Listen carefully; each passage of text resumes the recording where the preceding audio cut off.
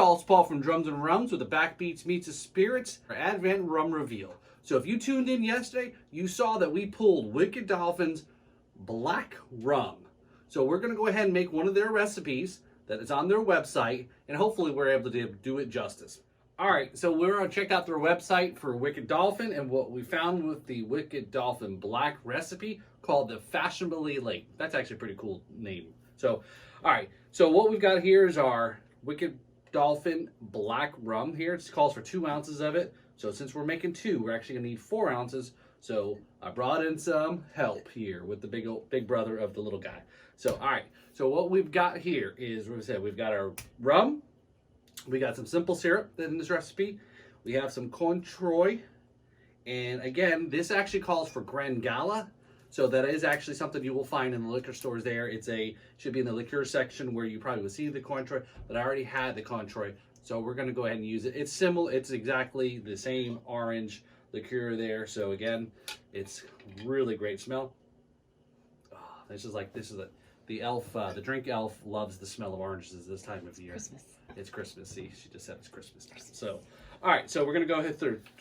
Now the recipe on the website only calls for 2 ounces of the black rum, and then everything else is kind of, I guess, left to the assumption or so forth. So we're gonna go ahead and probably not need to really do a whole lot of measuring on this one because I'm just gonna have to go by feel. So again, this is our, what I call for is this our 1.5 ounce-ish on this. So we're going to go ahead, and what I will do is I will try to at least measure this out. So, so again, another that I talked about yesterday is a Florida company here. So that was 1.5 ounces. I need 4. So,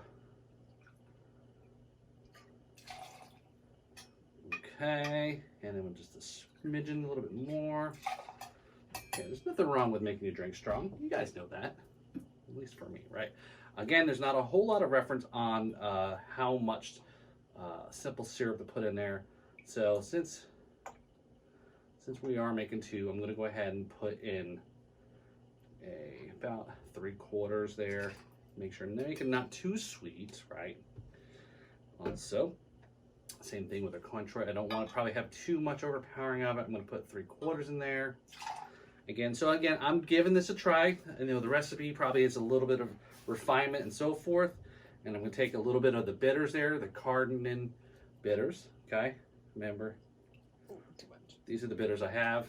Is it too much? All right, well, again, so a lot of the stuff that you can find, you can search for and so forth. And then I think that is it, right? That is it.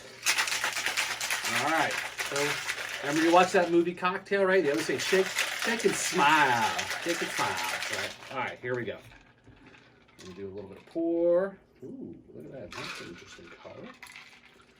All right. It almost looks like yesterday's.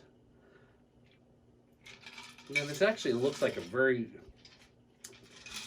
looks like a rum and coke. Rum and coke there. Or gingerbread cookies. Or yeah, gingerbread cookies. Let's see the reaction of the drink elf. They're pretty good. So she says it's pretty good. Less bitters would be good, but it does have kind of a gingerbready kind of cookie taste It's to it. definitely, it's got a lot of interesting. It's got a spice to it. It's got well, again, obviously with the bitters, right? It's got obviously some orange aspect of it, or you know the black rum aspect of it. You know, the little bit of bitters. Maybe I had a little bit too many bitters. I think I always tend to put a little bit too much in the bitters, right? I'm just a bitter person, okay?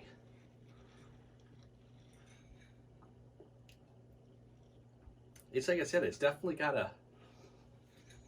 It's a Christmas drink, though. It's definitely a Christmas drink, yeah. Definitely Christmas drinks, obviously with your orange, you know.